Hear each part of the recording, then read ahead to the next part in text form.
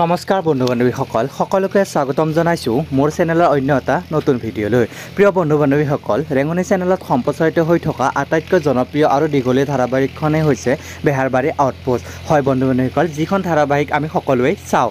গতিকে বন্ধু বান্ধৱীসকল, জনপ্ৰিয় ধাৰাবাহিকৰ বেহাৰবাৰী আউটপোষ্টত অভিনয় কৰা মণিবৌ ওৰফে পাপৰি বৰাক কিয় আপোনালোকে বেহাৰবাৰী আউটপোষ্টত দেখা নাই, এই সকলোবোৰ গম পাব আজিৰ এই ভিডিঅ'টোৰ জৰিয়তে। গতিকে বন্ধু বান্ধৱীসকল, আপোনালোকে পৰৱৰ্তী ভিডিঅ'টো একেবাৰে আৰম্ভণিৰ পৰা শেষলৈকে চাই থাকিব, অলপো স্কিপ নকৰাকৈ। তেতিয়াহ'লে বন্ধু বান্ধৱীসকল বেছি পলম নকৰি বলকচোন বাৰু পৰৱৰ্তী ভিডিঅ'টোৰ ফালে আগবাঢ়োঁ। হয় বন্ধু বান্ধৱীসকল, বেহাৰবাৰী আউটপোষ্টত অভিনয় কৰা মণিবৌ ওৰফে পাপৰি বৰাক আপোনালোকে বেহাৰবাৰী আউটপোষ্টত এইকাৰণে দেখা নাই কাৰণ তেওঁ নিজৰ ইউটিউব চেনেলৰ জৰিয়তে সকলো জনাইছে। বন্ধু বান্ধৱীসকল, বেহাৰবাৰী আউটপোষ্টত মণিবৌক নেদেখাৰ কাৰণটো হৈছে তেওঁ 2025 আৰু 2026 বৰ্ষত ভ্ৰাম্যমাণ থিয়েটাৰৰ লগত জড়িত আৰু তেওঁ কৰা থিয়েটাৰখনৰ নাম হৈছে ৰাজধানী থিয়েটাৰ। বন্ধু বান্ধৱীসকল, তেওঁৰ এটা সপোন আছিলে যে তেওঁ বেহাৰবাৰী আউটপোষ্টৰ বাহিৰে তেওঁ ৰাজধানী থিয়েটাৰৰ লগত জড়িত হ'ব।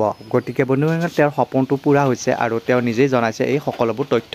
গতিকে বন্ধু বান্ধৱীসকল, আজি ভিডিঅ'টো চাই আপোনালোকে কেনেকুৱা পাইছে, নিশ্চয় ভাল পাইছে, প্লিজ এটা কমেণ্ট কৰি জনাবলৈ একেবাৰে নাপাহৰিব। পৰৱৰ্তী ভিডিঅ'ত আকৌ লগ পাম, আজিলৈ ধন্যবাদ।